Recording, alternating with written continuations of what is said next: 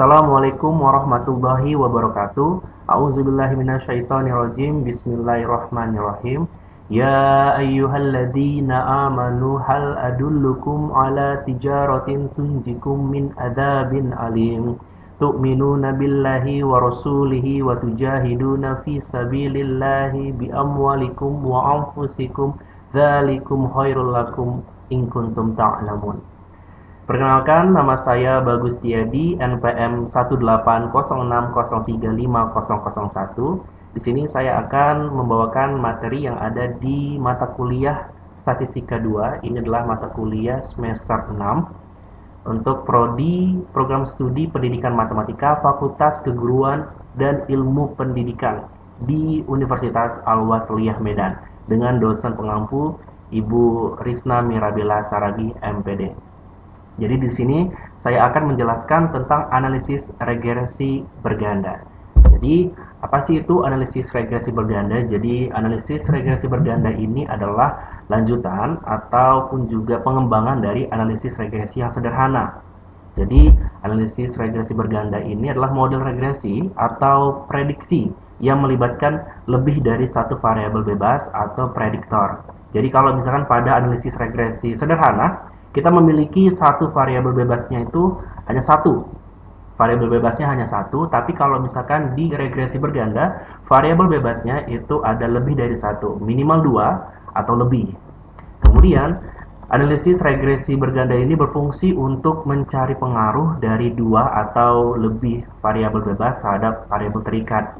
Jadi dari sini kita bisa ngelihat nih, apakah ada pengaruhnya dari variabel bebas dengan variabel terikat. Bisa dibilang ini bisa seperti untuk mencari prediksi. Kemudian ini ada bentuk dari persamaan regresi ganda, kurang lebih hampir sama dengan persamaan regresi yang sederhana. Jadi di sini untuk dua variabel bebas, kita punya persamaan yaitu ada Y sama dengan A ditambah B1 X1 tambah B2 X2. Jadi Y di sini adalah persamaan Y, persamaan dari persamaan regresi ganda. Nah, jadi Y di sini bukan, kalau misalkan kita mensimbolkan X sama Y itu adalah X adalah variabel bebas, sedangkan Y adalah variabel terikatnya. Nah, di sini Y di sini adalah melambangkan fungsinya, fungsi persamaan regresi. Kemudian Y di sini yang di bawah, untuk koefisien regresinya kita menggunakan ada persamaan 3 di sini. Ini ada sigma Y. Nah, Y di sinilah ini simbol untuk variabel terikat. Sedangkan di sini ada X1 dan X2, ini adalah variabel bebasnya. Dan A dan B1 inilah koefisien dari persamaan regresi tadi. Nah, untuk mencari nilai A dan B, kita gunakan sistem persamaan ini. Ada sigma Y sama dengan AN, N di sini adalah berapa banyak data yang diambil. Ditambah B1 kali sigma X1 tambah B2 kali sigma X2. Kemudian ada sigma X1 kali Y sama dengan A kali sigma X1 tambah B1 kali sigma X2 kuadrat tambah B2 kali sigma X1 kali X2 dan begitu seterusnya. Dan ini hampir punya kesamaan ya. Jadi kalau misalkan kita punya dua variabel, maka di sini X1 sama X2. Kemudian di sini berurut nih. Kalau A kita kalikan dengan sigma X1, B1-nya dikalikan dengan X1 kuadrat, artinya X1 kali X1. Kemudian yang B2-nya X1 kali X2. Nah, kalau untuk yang variabel keduanya, untuk A-nya dikalikan dengan X2, B1-nya dikalikan dengan X1 X2, B2-nya dikalikan dengan X2 kali X2 atau X2 kuadrat. Jadi seperti ini untuk yang dua variabel secara singkatnya. Jadi kalau misalkan untuk tahu persamaan regresinya ini ya, Y sama dengan A ditambah B1 X1 tambah B2 X2. Untuk mencari B sama A-nya ya kita cari dengan persamaan ini. Kemudian untuk yang variabel bebas K-nya ini kita bikin banyak nih variabel bebasnya, ada K buah, bisa 3, bisa 4, bisa 5, bisa berapa aja sebenarnya, bisa banyak, sebanyak yang diinginkan variabel bebasnya. Nah, untuk di sini variabel bebasnya itu kita sebutnya K. Jadi kalau misalkan K sebanyak K, Jadi untuk persamaan dari persamaan regresi ganda dengan K buah jumlah variabel bebasnya ini adalah Y sama dengan A ditambah B1 X1 tambah B2 X2 ditambah seterusnya sampai BK XK sampai 3 sampai 4 sebanyak apapun. Kemudian untuk mencari koefisien A sama B1-nya itu dan seterusnya itu menggunakan persamaan yang bersama dengan yang kalau misalnya kita pakai 2. Bedanya di sini kalau misalkan pada saat X1Y-nya itu pada saat di sini kalikan X1 X2, maka lanjutannya di sini B3 dikalikan dengan sigma X1 X3. Itu juga kalau misalnya sampai 4 X1 kali X4. Untuk yang X2 juga kalau misalnya variabel bebasnya sampai 3, di sini nanti kalinya B2 kali B3. Nah, untuk yang variabel 3-nya gimana?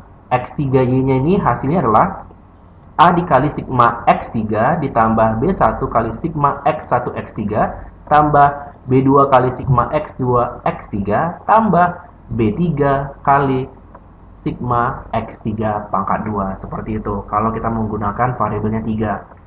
4 juga seperti itu. Jadi semakin banyak variabelnya, semakin banyak pula persamaan yang akan dibentuk dan semakin lama juga mengerjakannya kalau misalkan secara manual. Jadi kita bikin contohnya dulu studi kasus dengan variabel bebasnya 2. Suatu penelitian ingin mengetahui hubungan pengaruh dari motivasi dan minat terhadap prestasi belajar siswa.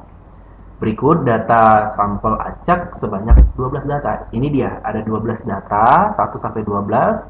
Dengan motivasi kita simbolkan sebagai X1, minat X2, prestasi Y. Jadi, variabel bebasnya ini motivasi dan minat, kita mau mengetahui bagaimana sih pengaruhnya terhadap si prestasi ini. Gitu. Jadi bisa kita bentuk formula persamanya menggunakan analisis regresi berganda. Nah, langkah yang pertama yang akan kita lakukan adalah dengan menentukan yang tadi variabel yang pengen ditentuin. Dari sigma-sigmanya apa aja tadi? Ada X1 kuadrat, X2 kuadrat, ada sigma Y, ada X1 kali X2 seperti itu. Nah, kita cari dulu uh, variabelnya, baru habis itu kita mencari nilai koefisiennya. Sebenarnya langkahnya gampang, mencari variabel terus mencari nilai koefisien. Nah, yang bikin susah adalah dalam pengerjaannya. Kita bikin penyelesaian tadi ya. Ini tabelnya kita sudah bikin. X1 dikuadratin sudah ada di sini sampai jumlahnya, ini sigma. Kemudian ini X2-nya dikuadratin. Kemudian ini untuk yang X2 kali X1 kali X2, kemudian ada juga X1 kali Y, ada juga X2 kali Y. Dapatlah sini jumlah sigmanya, maka didapatlah variabel yang ingin kita gunakan. Ada sigma X1, sigma X2, sigma Y, sigma X1 kuadrat, sigma X2 kuadrat, sigma X1 X2, sigma X1Y, dan juga sigma X2Y. Nah, kemudian dari sini kita masukkan ke dalam persamaan ini. Yang tadi sudah di awal saya jelaskan, ini sudah ada persamaannya, persamaan koefisien. Semuanya kita masukin, hasilnya seperti ini. Kita dapat 1000 sama dengan 12A tambah 847B1 tambah 908B2. Kemudian sama ada 2 di sini. Kita dapatlah ini 3 persamaan. Sudah dapat persamaan 1, persamaan 2, persamaan 3. Nah, di sini kita langkah berikutnya adalah mencari nilai A, B1 sama B2. Caranya ya seperti untuk mencari variabel-variabel kalau misalkan di dalam sistem persamaan linear seperti itu. Ini 3 persamaan. Berarti kita ambil langkah yang pertama, kita ambil persamaan 1 dan persamaan 2 itu kita mau eliminasi variabel A. Kalau misalkan seperti itu, kita menggunakan sistem persamaan faktor, kita samain faktornya, hasilnya kita bisa mendapatkan persamaan baru, yaitu persamaan keempat, seperti ini. Di sini memang dalam banyak komanya, jadi 516,6667 ini dibulatkan. Kita sebenarnya panjang ya. Ini ada 654,91667B1, dan ini saya menggunakan persamaan faktor. Jadi menurut saya lebih gampang menyelesaikan persamaan linear seperti itu. Kemudian langkah berikutnya adalah untuk mencari variabel berikutnya. Itu tetap masih kita mengeliminasi A, tapi dengan cara persamaan 1 dan persamaan 3 yang kita gunain.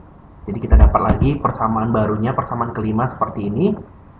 518,3 sekian sekian sekian sama dengan, nah ini dapat sama konsepnya dengan menggunakan sistem eliminasi, menyamakan faktor yang diinginkan untuk dieliminasi. Kemudian setelah dapat tadi persamaan 4 dan juga persamaan 5, kemudian kita eliminasi lagi untuk yang variabel B1-nya. Kita dapatlah B2-nya. Karena B1-nya kita eliminasi, kita dapatlah nilai B2-nya kurang lebih mendekati 0,118. Kita dapat B2-nya, kemudian kita mencari untuk nilai B1-nya dengan cara mensubstitusikan nilai B2 tadi ke persamaan 4 atau persamaan 5 untuk bisa mendapatkan nilai B1. Hasilnya dapat 0,709. Kemudian untuk mendapatkan nilai A-nya, kita substitusikan nilai B1 dan B2-nya ke dalam persamaan 1 atau 2 ataupun juga 3. Jadi kita dapat nilai A-nya itu sama dengan 24,34.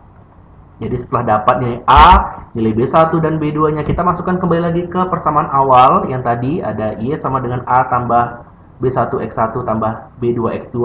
Hasilnya adalah Y sama dengan 24,34 tambah 0,709X1 tambah 0,118X2.